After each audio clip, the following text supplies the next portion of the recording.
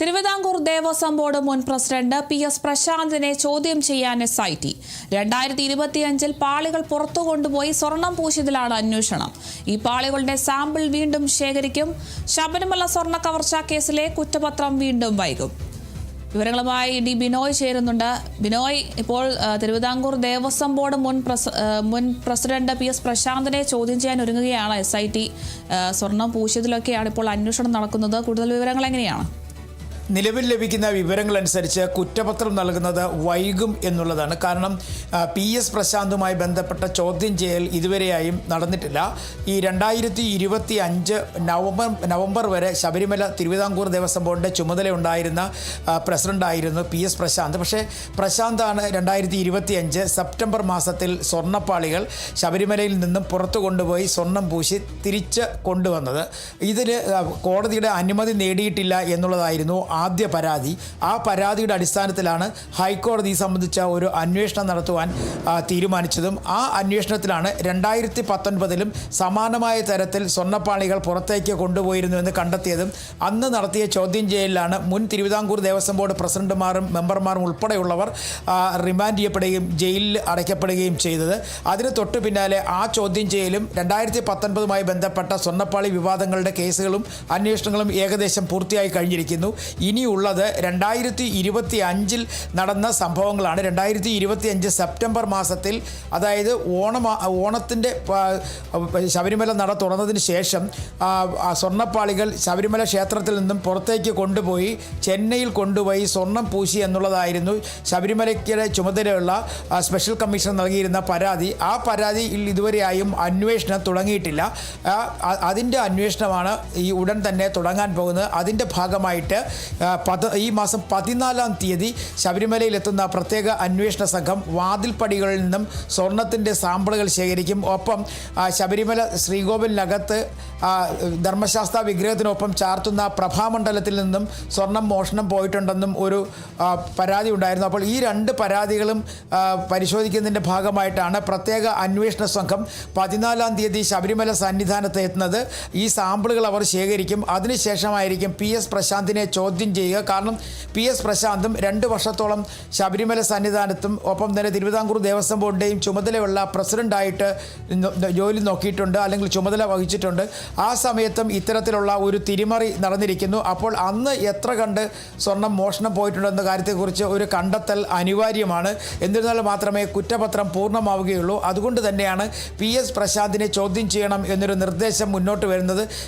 PS പ്രശാന്തിനെ മാത്രമായിരിക്കത്തില്ല, അന്നുണ്ടായിരുന്ന Devaswom board member Ajikumar ഉൾപ്പെടെയുള്ളവരെ ചോദ്യം ചെയ്യും. എന്നാൽ മാത്രമേ ഈ 2025 അനുമതി ലഭിക്കാതെ, അതായത് സാധാരണഗതിയിൽ ശബരിമലയുമായി ബന്ധപ്പെട്ട സ്വർണം അതുപോലെ തന്നെ വിലപിടിപ്പുള്ള സാധനങ്ങൾ എന്തെങ്കിലും തന്നെ പുറത്തേക്ക് കൊണ്ടുപോയി അറ്റകുറ്റപ്പണികൾ നടത്തണം എന്നുണ്ടെങ്കിൽ കോടതിയുടെ അനുമതിയും തന്ത്രിയുടെ അനുമതിയും നേടണം. ഇത്തരത്തിൽ തന്ത്രിയുടെ അനുമതിയും കോടതിയുടെ അനുമതിയും നേടാതെയാണ് ഈ സ്വർണ്ണപ്പാളികൾ പുറത്തു കൊണ്ടുപോയി സ്വർണം പൂശിയതെന്നായിരുന്നു അന്നത്തെ ശബരിമല കമ്മീഷണർ കൂടിയായ ഹൈക്കോടതി നിരീക്ഷകൻ്റെ പരാതി. ആ പരാതിയുടെ അടിസ്ഥാനത്തിലാണ് ഇനി ചോദ്യം ചെയ്യലിലേക്ക് പ്രത്യേക അന്വേഷണ സംഘം കടക്കുന്നത്. ആ അന്വേഷണം ഏകദേശം വളരെയധികം മുന്നോട്ട് പോകാനുള്ള സാധ്യതയുണ്ട്. കാരണം ഒരേ ആൾ തന്നെയാണ് ഈ രണ്ടാമത്തെ പ്രാവശ്യം, അതായത് 2019 ഉണ്ണികൃഷ്ണൻ പോയിട്ട് തന്നെയാണ് സ്വർണ്ണപ്പാളികൾ പുറത്തു കൊണ്ടുപോയി പൂശി തിരിച്ചു കൊണ്ടുവന്നത്. അതേ ഉണ്ണികൃഷ്ണൻ പോയിട്ട് തന്നെയാണ് 2025 ശബരിമല സന്നിധാനത്ത് നിന്നും ഈ സ്വർണ്ണപ്പാളികൾ പുറത്തേക്ക് കൊണ്ടുപോയി സ്വർണം പൂശിയിരിക്കുന്നത്. അതുകൊണ്ട് തന്നെ സമാനമായ രീതിയിൽ ആളുകളിൽ മാത്രമാണ് ചില മാറ്റങ്ങൾ വരുന്നത്. അതായത് 2019 മുൻ പ്രസിഡന്റ് A പത്മകുമാർ ആയിരുന്നുവെങ്കിൽ 2025 മുൻ പ്രസിഡന്റ് PS പ്രശാന്താണ്. അപ്പോൾ ഈ രണ്ടു പേർക്കും ഈ സ്വർണ്ണപ്പാളികൾ പുറത്തു കൊണ്ടുപോയതുമായി ബന്ധപ്പെട്ട് ചില ബന്ധങ്ങളുണ്ട്. ആ ബന്ധങ്ങൾ കൃത്യമായും മനസ്സിലാക്കുകയും ചോദിച്ചറിയുകയും ചെയ്യേണ്ട ബാധ്യത പ്രത്യേക അന്വേഷണ സംഘത്തിനുണ്ട്. അതുകൊണ്ട് തന്നെ ഈ അന്വേഷണവുമായി ബന്ധപ്പെട്ട കാര്യങ്ങൾ കൂടുതൽ നീണ്ടുപോകാനുള്ള സാധ്യതയുണ്ട്. ഈ 2019 സ്വർണ്ണപ്പാളി വിവാദവുമായി ബന്ധപ്പെട്ട് നടത്തിയ അന്വേഷണം പോലെ തന്നെ 2025 സ്വർണ്ണപ്പാളി വിവാദവുമായി ബന്ധപ്പെട്ട അന്വേഷണവും നീണ്ടുപോകും. കാരണം ചോദ്യം ചെയ്യൽ കൂടുതൽ ആളുകളിലേക്ക് നീളാനുള്ള സാധ്യതയുണ്ട്. PS പ്രശാന്ത് പ്രശാന്ത്, മെമ്പർമാർ, ഒപ്പം തന്നെ ശബരിമല സന്നിധാനത്ത് ആ സമയത്ത് ഡ്യൂട്ടിയിലുണ്ടായിരുന്ന ഉദ്യോഗസ്ഥർ ഇവരെയൊക്കെ ഉൾപ്പെടുത്തിക്കൊണ്ടുള്ള ഒരു പട്ടിക തയ്യാറാക്കിയായിരിക്കും ചോദ്യം ചെയ്യലിലേക്ക് പ്രത്യേക അന്വേഷണ സംഘം കടക്കുക. കഴിഞ്ഞ സെപ്റ്റംബർ മാസത്തിലാണ് ഈ സംഭവം നടക്കുന്നതെങ്കിലും തൊട്ടു പിന്നാലെ ഒക്ടോബർ മാസത്തിൽ ഇതുമായി ബന്ധപ്പെട്ട അന്വേഷണം ആരംഭിച്ചിരുന്നു. അതായത് ശബരിമലയിൽ സ്വർണ്ണപ്പാളി വിവാദവുമായി ബന്ധപ്പെട്ട അന്വേഷണം പ്രത്യേക അന്വേഷണ സംഘം തുടങ്ങിയത് ഒക്ടോബർ മാസത്തിലായിരുന്നു.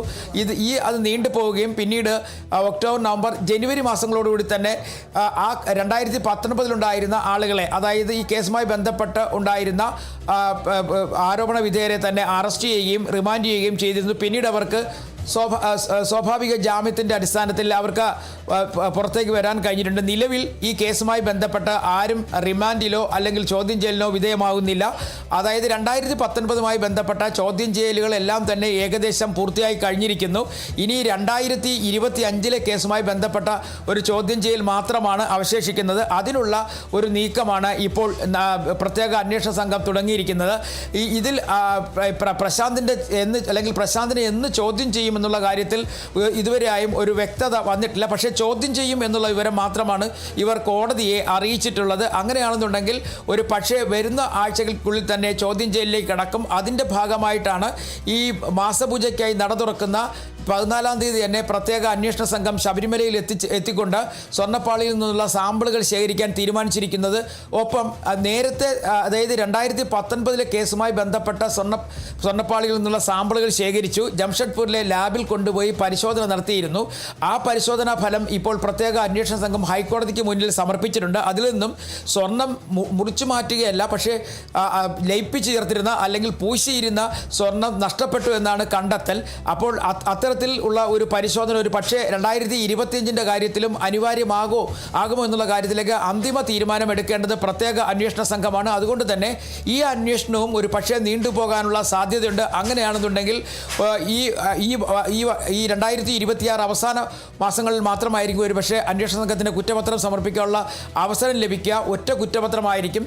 പക്ഷേ 2 കേസുകളാണെങ്കിലും ഒരു അന്വേഷണ സംഘമാണ് ഇതുമായി ബന്ധപ്പെട്ട അന്വേഷണം നടത്തി വരുന്നത്. നേരത്തെ ഒരു കുറ്റപത്രം സമർപ്പിക്കും എന്ന് പറഞ്ഞിരുന്നെങ്കിൽ തന്നെയും അതിലേക്ക് പ്രത്യേക അന്വേഷണ സംഘം കടന്നില്ല. ഈ 2 കേസും ഒരുമിച്ച് പരിഗണിക്കുന്ന തരത്തിലേക്കാണ് ഇപ്പോൾ കാര്യങ്ങൾ നീങ്ങുന്നത്. കാരണം 2 കേസിൻ്റെയും കുറ്റകൃത്യങ്ങൾ ഏകദേശം ഒരുപോലെയാണ്. പ്രധാന പ്രതി ഒരാളാണ്. അതുകൊണ്ട് തന്നെ ഈ ചോദ്യം ചെയ്യലുമായി ബന്ധപ്പെട്ട കാര്യങ്ങൾ കൂടുതൽ മുന്നോട്ട് പോകേണ്ടിയിരിക്കുന്ന ഒരു സാഹചര്യം. അതുകൊണ്ട് ഈ വരും ദിവസങ്ങളിൽ ചോദ്യം ചെയ്യലിലേക്ക് കടക്കും എന്നുള്ളത് ഉറപ്പായി കഴിഞ്ഞിരിക്കുന്നു. PS പ്രശാന്തിനെയും ആ സമയത്ത് ദേവസ്വം ബോർഡ് അംഗങ്ങൾ ഉൾപ്പെടെയുള്ളവരെ പ്രത്യേക അന്വേഷണ സംഘം ചോദ്യം ചെയ്യും എന്നുള്ള വിവരങ്ങളാണ് ഇപ്പോൾ പുറത്തേക്ക് വരുന്നത്. ശരി, വ്യക്തമാണ്. ശബരിമല സ്വർണ്ണക്കവർച്ചാ കേസിലെ കുറ്റപത്രം വീണ്ടും വൈകുമെന്നൊരു വിവരമാണ് ലഭിക്കുന്നത്. തിരുവിതാംകൂർ ദേവസ്വം ബോർഡ് മുൻ പ്രസിഡന്റ് PS പ്രശാന്തിനെ ചോദ്യം ചെയ്യാനൊക്കെ ഒരുങ്ങുകയാണ് SIT. 2025 പാളികൾ പുറത്തു കൊണ്ടുപോയി സ്വർണം പൂശത്തിലൊക്കെയാണ് ഇപ്പോൾ അന്വേഷണം തുടരുന്നത്. എന്തായാലും കുറ്റപത്രം വൈകുമെന്നൊരു വിവരമാണ് നമുക്ക് ലഭിക്കുന്നത്. കൂടുതൽ വിവരങ്ങൾ നൽകിയത് DB നോയാണ്.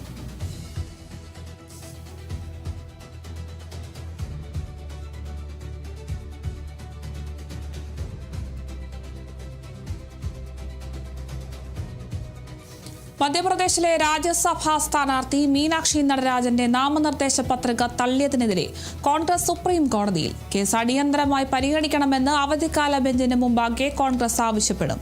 പത്രിക തള്ളിയതിന് പിന്നിൽ ഗൂഢാലോചനയുണ്ടെന്നാണ് കോൺഗ്രസിന്റെ പരാതി. തെലങ്കാനയിൽ മീനാക്ഷി നടരാജനെതിരെയുള്ള ഒരു കേസിന്റെ വിവരങ്ങൾ നാമനിർദ്ദേശ പത്രികയിൽ കാണിച്ചില്ലെന്ന് ചൂണ്ടിക്കാട്ടി BJP തടസ്സം ഉന്നയിച്ചതോടെയാണ് വരണാധികാരി പത്രിക തള്ളിയത്. വരണാധികാരിയുടെ നടപടിക്കെതിരെ കേന്ദ്ര തിരഞ്ഞെടുപ്പ് കമ്മീഷന് കോൺഗ്രസ് പരാതി നൽകിയിരുന്നു. ഇതിൽ കമ്മീഷന്റെ തീരുമാനം വന്നിട്ടില്ല. കേന്ദ്ര തിരഞ്ഞെടുപ്പ് കമ്മീഷനെയും വരണാധികാരിയെയും എതിർകക്ഷിയാക്കിയാണ് മീനാക്ഷി നടരാജന്റെ ഹർജി.